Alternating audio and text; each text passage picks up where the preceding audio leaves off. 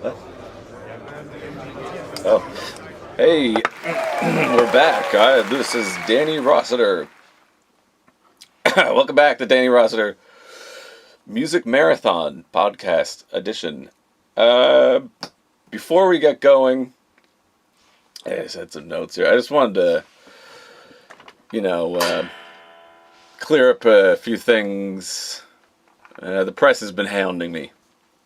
They've been really hounding me. They've actually been harassing me and my family, everyone here at the studio, everyone that is in contact with me about last week's episode. I mean, it was a little bit of a debacle. It wasn't that crazy. I don't know. I don't know what everyone's so like. They're all freaking out about it.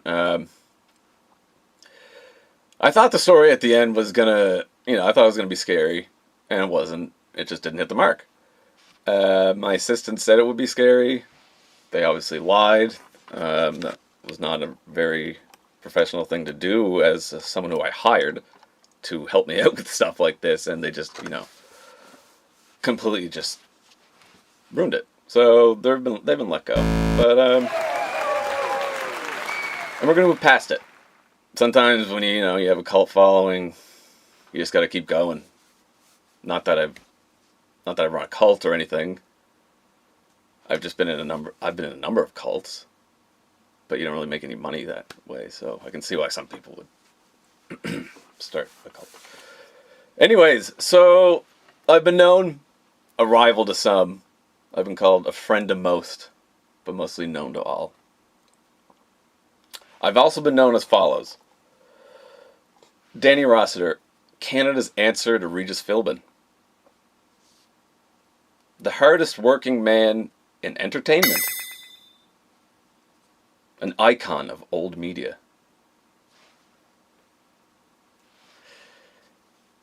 What more needs to be said?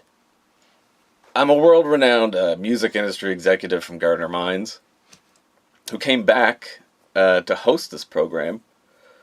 Luckily, we all know Gardner Mines is the entertainment capital of the world, so that goes without saying. But this time I'm not in my garage, as some of you may think, as my enemies. I rolled in here in a Cadillac, actually.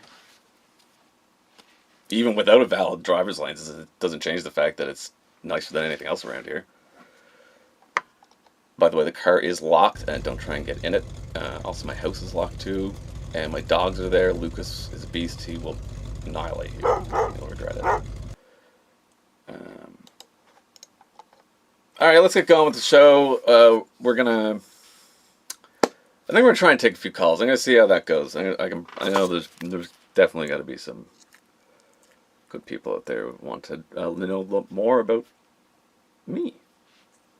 Alright, who we got a line here? Hey, Danny. Hey. Bet you didn't think this was me calling in, did you, right now? Huh? You slimy mutt. You think you can just fart around all day causing problems for everyone? And now you can just host a radio show pretending like nothing happened? I told you to screen these, and you know that would have been heard. Look at the number. I said the number on there. Well, that was just a joke. Can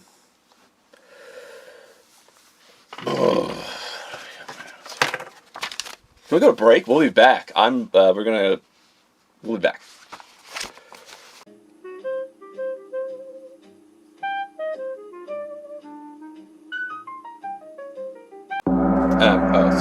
We're gonna do a segment about food and the foods I like around here and the different places you can get seafood chowder. First, I want to get into one thing. What's the deal with black and white gravy? It should be brown. Like, who's the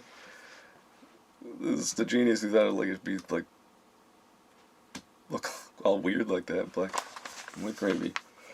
And we have someone on the line that I like talking to all the time.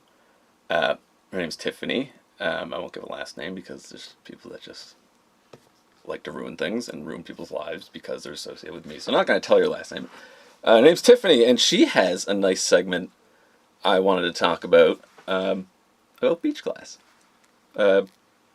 Tiffany?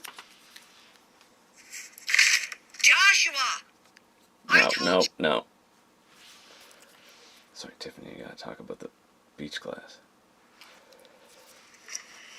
Beach class is what happens when you go for a few drinks at the beach. You know, back in the day when the teens would go party at the beach and drop all their bottles running from the cops. No cans then. They had to drink from pretty glass bottles. So after all those bottles got smashed on the rocks, the waves washed over them and tumbled them all around until they got nice and smooth, just like this little piece I'm holding right now. Well, you can't see it, of course, but it's the prettiest clear green color.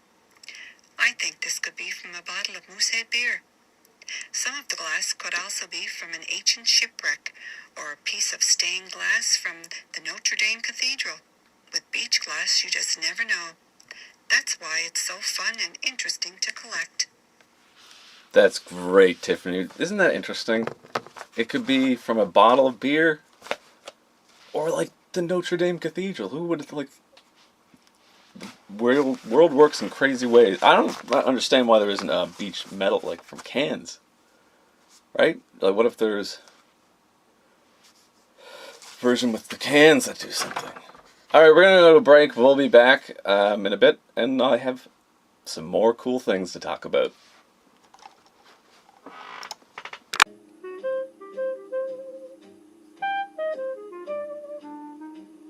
No, you really, if you could get the not the small thing of cranberry juice, the 2 liter, because this infection's not good. Oh, hello, welcome back. We're back on the air for Danny Rossiter Music Marathon Podcast Edition. Today I have my good friend on the line, who I'm not going to name fully again. His name is Dustin.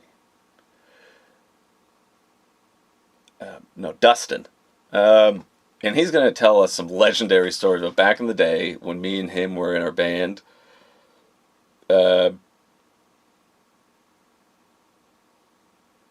He's going to tell us some stories from back in the day when we were back on the road and we were all over across Europe, and just some legendary stories about being on the road and all the boys. Me and we get up to some wild times.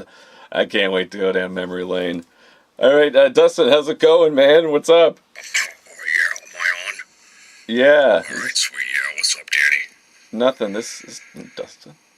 Who's this? Oh, nothing, man, just got a few words about what happened last week when you came over, your friends there,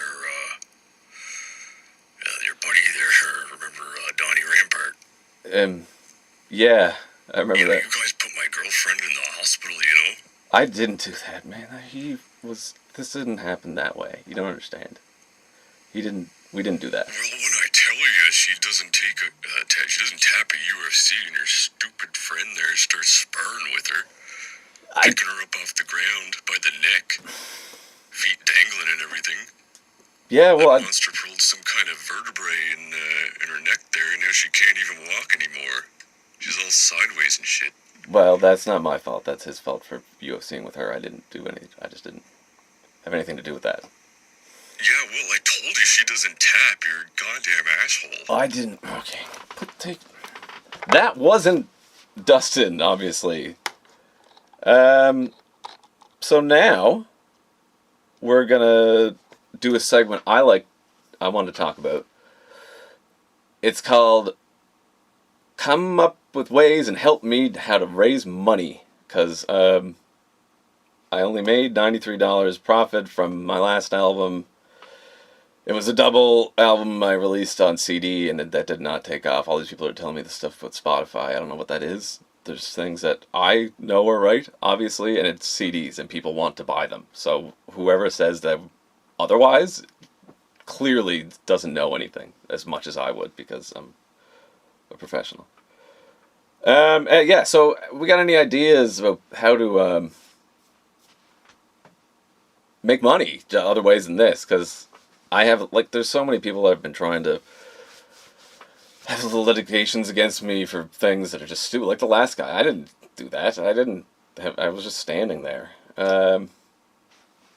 Yeah, so anyways, we can think of how to make, alternate terms of income, because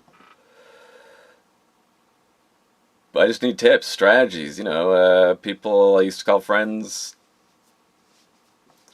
stab me in the back, assume for stupid stuff. Didn't even happen. Alright, and we might have time for one more caller, I guess. There's bound to be somebody on here. Who do I got on the line here? Hey, Daniel, it's Richard. You've been ducking me, man. Wow. No, I Not haven't. a good look on you, dude. I didn't. Remember what the judge said? No, I don't know. I didn't. Who is this? Daniel, I'm gonna give you one more chance to be on my good side. Okay. So, then what? Who is this? Why did your mom say you moved to Oregon? I didn't move to Oregon. I don't live with her. She lives with me. She must know where you are, though. You don't live with her? I don't live with her. She lives with me. Daniel, I'm gonna give you one more chance to be on my good side before I come down on you like a tiger. I will ruin you. All right. Okay, that was an awesome call.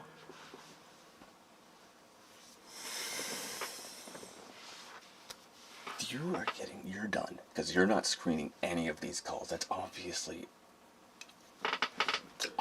the parole officer. Who else would it be? You can see it says from the. So that's it for our show today. I hope you enjoyed it. We're just making things happen. People making moves, and people are either going to work with it and they're not, or they're not going to work with it. I don't really care. There's haters. See, people said there's haters. I don't care about haters. I'm a positive person. Everything I do is in the light of God. This is what you get for trying to, make a difference in the world and brighten people's days with music and stories about life that people like. So I don't care about haters. That doesn't bother me at all. I keep moving. I'm getting close to the edge. All right, so next week we're going to talk about more stuff that I find interesting and everyone else does too, because it's working, making a difference in the world. Thanks for joining us. I'm Danny Rossiter, and if you don't know it already, I'm back. So yeah, thanks. Yeah, when it says the courthouse, don't answer it. I don't know why I have to explain that. It's obviously not the person who should be on. Is there a way you could just look at the call display instead of just answer, telling me?